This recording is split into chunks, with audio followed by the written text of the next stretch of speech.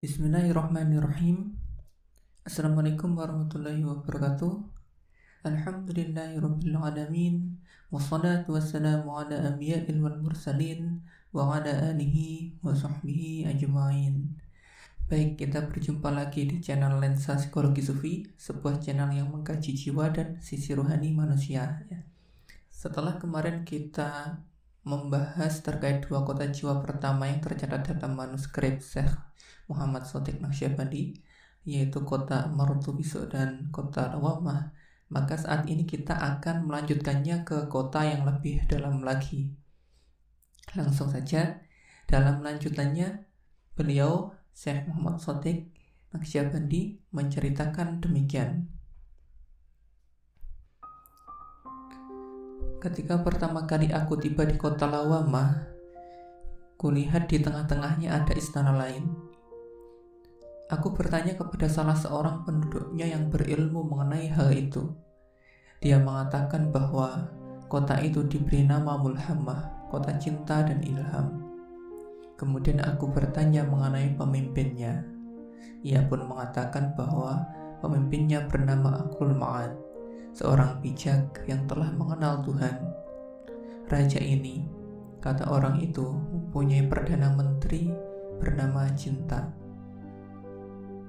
Dan ia pun juga berkata, seandainya ada salah seorang dari kami memasuki kota cinta dan ilham, kami tidak akan menerimanya kembali di kota kami, sebab siapapun yang pergi ke sana akan menjadi serupa dengan semua penduduk kota itu. Semua tertarik kepada perdana menteri. Mereka jatuh cinta kepadanya dan rela menyerahkan segalanya, semua yang dimilikinya, baik harta, keluarga, anak-anak, dan bahkan nyawanya, demi perdana menteri yang bernama Cinta itu. Sultan kami, yaitu Akal, memandang atribut ini sebagai hal yang sama sekali tidak dapat diterima. Dia mengkhawatirkan pengaruh orang-orang yang mempunyai sifat ini, karena kesetiaan dan perbuatan mereka tampaknya tidak masuk akal dan tidak bisa dipahami oleh pikiran sehat. Kami mendengar bahwa penduduk kota itu berdoa kepada Tuhan seraya bersenandung dan bernyanyi dengan diiringi seruling, tamborin, dan drum. Dan selama melakukan hal itu, mereka kehilangan rasa dan masuk ke dalam ekstase. Para pemimpin agama dan teolog kami memandang ini sebagai hal yang haram, menurut kaidah ortodoks kami.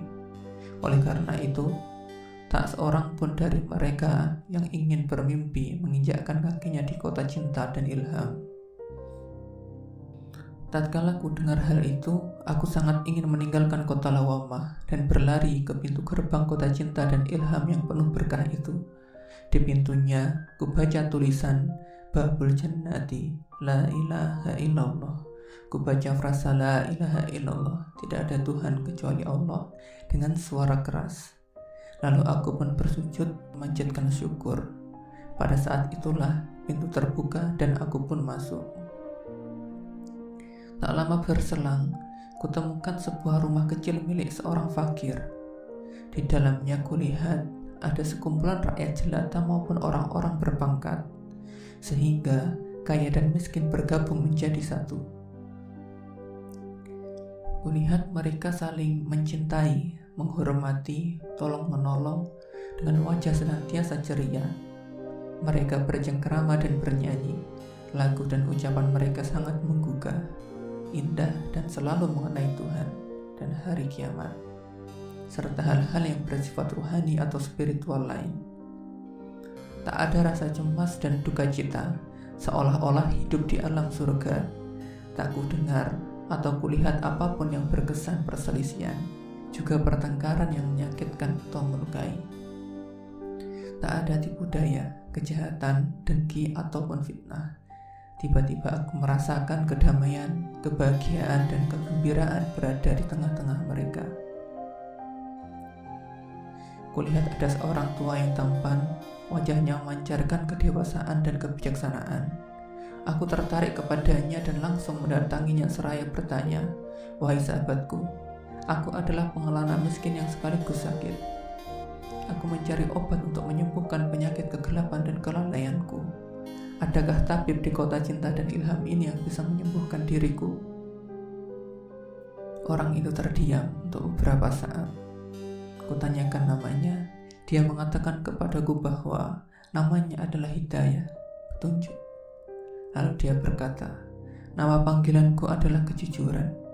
Sejak azali tak satu pun kata dusta yang keluar dari mulutku. Tugas dan kewajibanku adalah menunjukkan jalan kepada orang yang benar-benar ingin menyatu kepada Sang Kekasih. Kepadamu kukatakan, beribadalah kepada Tuhanmu hingga datang kepadamu keimanan. Sebutlah nama Tuhanmu dan beribadalah kepadanya dengan penuh ketekunan. Engkau juga pecinta yang tulus. Dengarkan aku dengan telinga hatimu. Ada 4 wilayah di kota cinta dan ilham ini yang harus kamu datangi. Keempat wilayah itu saling berjalin berkelindan. Bagian luarnya, lanjutnya, disebut muqallid, wilayah para peniru. Tabib ahli yang kamu cari untuk menyembuhkan penyakitmu tidak ada di dalam wilayah itu. Juga tak ada kios obat yang menyediakan obat-obatan bagi penyakit lalai, gelapnya hati, dan kemusyrikan yang terselubung. Meskipun akan kau temukan banyak orang yang mengaku sebagai tabib penyakit hati, berpenampilan semacam itu, dengan mengenakan jubah, memakai serban besar, menyatakan diri sebagai orang bijak seraya menyembunyikan kebodohan, kebejatan moral dan perangai buruknya, mereka tak mampu membuktikan apa yang mereka nyatakan. Mereka mencari ketenaran dan mengejar-ngejar dunia. Mereka sendiri sebenarnya tengah menderita sakit. Mereka menyekutukan Allah dan menjadi guru karena meniru. Mereka, lanjutnya, menyembunyikan tipu muslihat, kemunafikan maupun sifat dengki mereka. Mereka cerdas, tangkas, ceria, dan humoris. Meskipun tampaknya lidah mereka mengucapkan doa dan nama-nama Allah, dan kamu temukan mereka sering berada di tengah-tengah para zahid, namun pikiran mereka yang mempengaruhi mereka tidak mengantarkan mereka untuk menyaksikan pengaruh dan manfaat dari doa mereka. Oleh karena itu, takkan kamu dapati obat dari mereka untuk menyembuhkan penyakit kelalaian dan kealpaan. Kamu harus meninggalkan wilayah para peniru ini dan menuju wilayah mujahid, wilayah para pejuang, tegas orang itu. Kuturuti nasihat orang itu dan pergi ke wilayah para pejuang. Orang-orang yang kutemui di sana terlihat lemah dan kurus, baik hati, penuh pertimbangan, senantiasa bersyukur, tekun mendirikan sholat, taat, berpuasa, bertafakur, dan merenung. Kekuatan mereka terletak pada cara hidup yang selaras dengan pengetahuan mereka. Aku pun menjadi dekat dengan mereka. Mereka telah meninggalkan semua sifat buruk yang bersumber dari egoisme, kecongkakan, dan bayang-bayang kelalaian. Mereka telah bersungguh-sungguh menjadi hamba, ridho kepada Tuhan mereka, dan menerima keadaan mereka dengan ikhlas. Aku tinggal di wilayah para pejuang itu selama bertahun-tahun. Ku kerjakan apa yang mereka kerjakan dan hidup seperti mereka, seraya mencermati bagaimana aku berbuat dan bagaimana aku hidup, dengan tak membiarkan sekejap waktu pun berlalu dalam kelalaian. Aku belajar bersikap sabar dan tabah, belajar meridhoi nasibku hingga aku pun ridho dan ikhlas. Siang malam aku berusaha keras dengan egoku, tetapi aku masih berada dalam politeisme dengan begitu banyak aku dan pertempuran antara aku itu, meskipun semuanya berhadapan dengan satu Tuhan, Allah. Hal ini, yakni penyakit syirik khafiku yang membentuk banyak aku sebagai sekutu Allah, menjadi bayang-bayang berat di dalam hatiku, menyembunyikan kebenaran dan membuatku tetap lalai. Aku bertanya kepada tabib di wilayah itu, seraya memohon kepada mereka. Kuceritakan penyakitku kepada mereka, kemusyrikan terselubungku, sikap lalai yang parah, begitu pula kegelapan hatiku, seraya meminta bantuan. Mereka berkata kepadaku bahwa di tempat orang-orang yang berperang melawan ego mereka ini pun tak ada obat bagi penyakitmu. Kemudian mereka menasihatiku untuk pergi menuju istana Mutmainah, kota kedamaian dan ketenangan. Di dekat istana itu terdapat wilayah yang disebut Munajat wa Muraqabah. Mungkin di sana, kata mereka, ada yang bisa menyembuhkan diriku. Ketika aku tiba di wilayah itu, kulihat para penduduknya tenang dan damai, menyebut Allah dan nama-namanya yang indah. Masing-masing dari mereka mempunyai anak hati yang telah dilahirkan. Mereka berdiri khusyuk di hadapan Tuhan, diam, murung, bersedih, penuh rendah hati. Meskipun paras lahir mereka terlihat hancur dan rusak, hati mereka cemerlang dan bercahaya. Cara hidup mereka baik dan terpuji. Mereka nyaris tidak berbicara satu sama lain karena takut mengusik perhatian seseorang dari Yang Esa, yang kehadirannya mereka alami sendiri. Atau mereka takut menghalangi orang lain dari perenungan yang mendalam. Mereka begitu ringan tangan, namun di sisi lain mereka sangat takut menjadi beban orang lain. Kuhabiskan waktu bertahun-tahun di wilayah munajat wa muraqabah ini. Kukerjakan apa yang mereka kerjakan, dan sebenarnya kukira akhirnya aku telah sembuh dari kelalaian, kemusyrikan, dan kealfaan. Namun ternyata aku belum tersembuhkan dari dualisme terselubung antara aku dan dia yang tetap menjadi beban berat di dalam hatiku. Air mataku mengucur deras. Dengan penuh takjub, aku terperosok ke dalam keadaan aneh ketika samudera kesedihan melingkupiku. Aku ingin tenggelam di lautan itu, tak kutemukan jalan lain kecuali kematian. Tetapi aku tak dapat berbuat apa-apa. Aku tak memiliki kehendak, bahkan kehendak untuk mati. Saat aku berdiri di sana tanpa daya, sedih dalam keadaan ekstase, muncullah guru tampan, sosok yang kujumpai pertama kali di kawasan yang asing ini. Guru yang disebut Hidayah.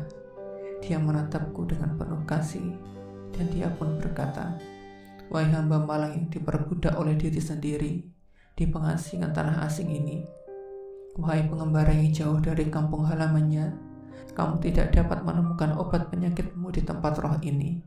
Tinggalkan tempat ini, pergilah ke wilayah yang jauh di sana. Nama tempat itu adalah fana, peniadaan diri.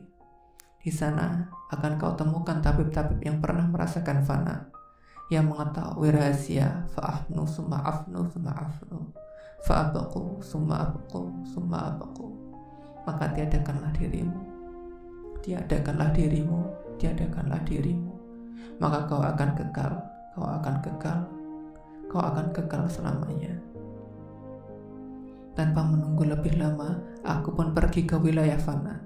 Kulihat penduduknya bisu, tidak berkata-kata, seolah-olah mati, tanpa tenaga untuk mengucapkan sepatah kata pun. Mereka telah meninggalkan harapan untuk beroleh manfaat dari ucapan dan benar-benar telah menyerahkan jiwa mereka kepada malaikat maut. Mereka sama sekali tidak mempedulikan kehadiranku. Tak kulihat mereka melakukan apa-apa kecuali sholat 5 waktu dalam sehari. Mereka telah kehilangan konsep tentang perbedaan antara dunia dan akhirat. Mereka melupakannya. Bagi mereka, derita dan bahagia tak ada bedanya. Mereka tidak lagi merasakan perbedaan antara hal-hal yang bersifat material dan spiritual. Tak ada pikiran yang menyita mereka. Tak ada sesuatu yang mereka ingat atau cari. Kebutuhan dan hasrat telah menjadi barang asing bagi mereka. Mereka bahkan telah berhenti memohon kepada Tuhan tentang apa yang mereka inginkan. Aku tinggal bersama mereka selama beberapa tahun. Kukerjakan apa yang mereka kerjakan, dan aku benar-benar meniru mereka. Tetapi aku tidak tahu keadaan batin mereka. Oleh karena itu, aku tidak dapat melakukan apa yang mereka lakukan di dalam batin mereka. Bahkan di tempat itu, di tengah-tengah mereka, sakitku terasa bertambah parah. Tetapi ketika aku ingin menjelaskan gejala penyakitku, aku tidak dapat menemukan tubuh atau eksistensi keberadaanku. Bahkan sekadar mengatakan, "Ini adalah tubuhku, inilah tubuhku," atau "Inilah aku." Kemudian aku tahu bahwa itulah aku yang telah kembali kepada si pemilik aku.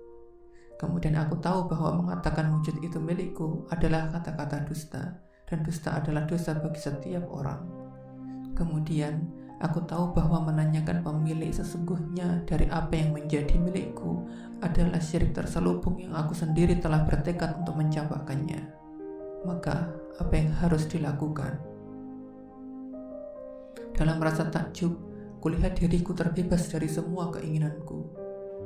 Aku menangis dan terus menangis.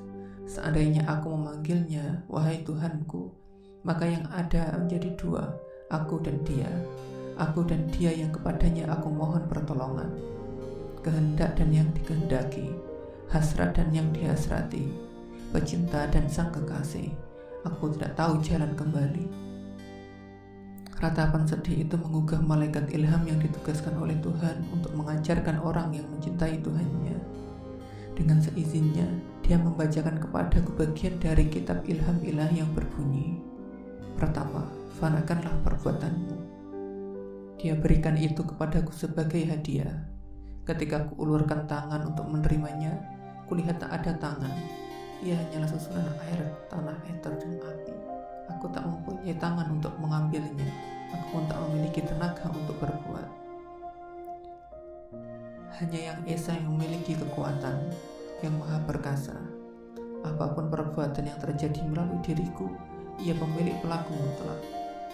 Semua kekuatan, semua perbuatan kunisbahkan kepadanya, dan kutinggalkan semua yang terjadi pada diriku dan melalui diriku di dunia ini. Aku tahu karena aku diajarkan oleh malaikat ilham apa yang dimaksud dengan sernanya perbuatan seseorang. Kulun min indillah. Katakanlah oleh Muhammad bahwa semua perbuatan itu dari Allah. Segala puji hanya milik Allah. Aku buta huruf dan belum pernah belajar, tetapi Allah yang maha tinggi dalam manifestasinya sebagai kebenaran tertinggi telah memberiku kemampuan dan kekuatan untuk mengajar. Karena apa yang direwayatkan di sini adalah peristiwa-peristiwa yang terjadi pada diriku, pengalaman yang menghadirkan keadaan pikiran dan spiritual. Seperti kata peribahasa, al-hal la yu'rafu bil qaul. Keadaan tidak dapat diketahui melalui kata-kata. Maka tidaklah mungkin mengungkapkan keadaan semacam itu untuk dapat dicerna dan dibayangkan orang lain. Kemudian aku ingin, dengan izin Allah dan bantuan malaikat ilham, untuk meninggalkan semua sifatku, yaitu sifat-sifat yang membentuk kepribadian seseorang. Hingga ketika aku memandang, yang kulihat bukanlah milikku. Dan ketika aku berkata-kata, yang kuucapkan bukanlah milikku. Maknanya juga bukan milikku. Aku benar-benar tak berdaya dan tercerabut dari semua atribut yang terlihat maupun yang tak terlihat, yang membedakan dari semua sifat lahir maupun batin yang telah sungguh-sungguh membentuk aku. Dengan semua raga, perasaan, dan rohku, aku membayangkan diriku sendiri sebagai esensi murni yang suci. Lalu kurasakan bahwa ini pun dualitas. Apa yang harus aku lakukan? Hubungan apa yang aku miliki terhadap sesuatu yang bukan milikku? Aku lagi-lagi menjadi lemas. Bahkan esensiku pun tercerabut dari diriku sendiri. Dan aku masih saja mendambakan dan merindukannya, hingga kurasakan makna dari kalimat, orang yang merindukan aku adalah hambaku yang sejati. Betapa menyedihkannya bagiku. Aku sama sekali tidak tahu apa yang harus kulakukan. Tanpa daya, aku mengharapkan penyatuan. Allahu bikulli syai'in muhit. Huwal awwalu wal akhiru wal zahiru wal batinu, wa huwa bikulli syai'in alim. Dialah yang awal dan yang akhir, yang zahir dan yang batin, dan dia maha mengetahui segala sesuatu, apa yang ada di relung hatiku. Bahkan setelah itu aku berharap agar rahasia mati sebelum mati mewujud dalam diriku. Oh, betapa menyedihkannya. Ini pun lagi-lagi merupakan dualisme terselubung antara aku dan yang Esa yang kurindukan. Ini pun tentu bukanlah kebenaran. Apa gerangan penyakit yang menimbulkan rasa sakit tiba-tiba ketika aku bergerak, berkehendak, rindu, memohon pertolongan, berdoa dan meminta ini? Keadaan aneh apa yang tengah kurasakan dan sulit diatasi ini? Tanpa daya, kuserahkan semua ini kepada pemiliknya dan aku menanti di pintu ajal, tanpa rasa, tanpa pemikiran atau perasaan, seolah-olah mati, menanti kematian menjemputku melalui setiap hembusan nafasku. Aku tak berada dalam keadaan semacam itu dan tak tahu sudah berapa lama. Tak lama kemudian terdengar nasihat, istafti qalbak, mintalah fatwa kepada hatimu. Kukatakan kepada hatiku untuk menunjuki aku. Dia berkata, Selama ada jejakmu di dalam dirimu, engkau tidak akan mendengar seruan Tuhanmu, yaitu irji, kembalilah kepadaku. Kurasakan kebenarannya, dan aku pun berharap agar jejak diriku di dalam diriku mati. Maka ku benamkan jejak itu ke dalam kebahagiaan ilahi. Muncullah ekstase dariku untukku, melampaui apa yang menjadi milikku dan menutupi segalanya. Rasa yang mustahil untuk diungkapkan. Tanpa telinga, tanpa kata-kata, tanpa huruf, ku dengar seruan. Irji, mari kembalilah kepadaku. Aku mencoba berpikir, keadaan apa ini? Pikiranku tak dapat menjawabnya. Aku akhirnya menyadari akal tidak dapat menjangkau rahasia suci. Bahkan, pengetahuan itu dirampas dariku secepat ia datang kepadaku. Subhanallah ya. Begitulah kurang lebih uraian dari kota-kota jiwa yang ditelusuri oleh Syekh Muhammad Shothiq Naqsyabandi. Dan di akhir manuskrip itu beliau mengatakan, "Wahai penuntut ilmu, yang kupaparkan di sini tidaklah dimaksudkan untuk menunjukkan saya tahu. Karenanya, hal itu hanya akan kalian ketahui setelah aku pergi dari tengah-tengah kalian. Demi kepentingan para pencari kebenaran, para pecinta yang merindukan sang kekasih, mudah-mudahan pengetahuan itu membantu mereka mengenali diri mereka sendiri, agar mereka menemukan di dalam kota-kota yang telah kutelusuri hakikat diri mereka dan penduduk di dalamnya yang menjadi sahabat mereka. Dan semoga dengan keikhlasannya, ketika mereka mengetahui tempatnya dan bisa berbuat sesuai dengannya, serta mengetahui arah pintu menuju ridha Allah hingga bisa bersyukur, semoga saat itu mereka akan mengenang fakir ini, penulis karya ini, di dalam sekelumit doa." Baik, begitu. Mudah-mudahan Allah mencurahkan rahmatnya kepada Syekh Muhammad Shothiq Naqsyabandi Az-Zinjani, penulis asli karya ini, dan kepada orang-orang yang membaca maupun menyimaknya ya. Amin. Al-Fatihah.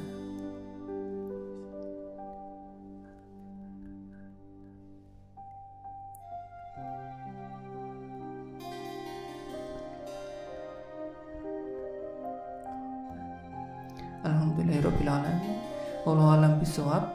Demikian kali ini yang bisa kami sampaikan. Segala kebaikan yang ada hanya milik Allah Subhanahu wa taala, dan kekurangan-kekurangannya berasal dari kami.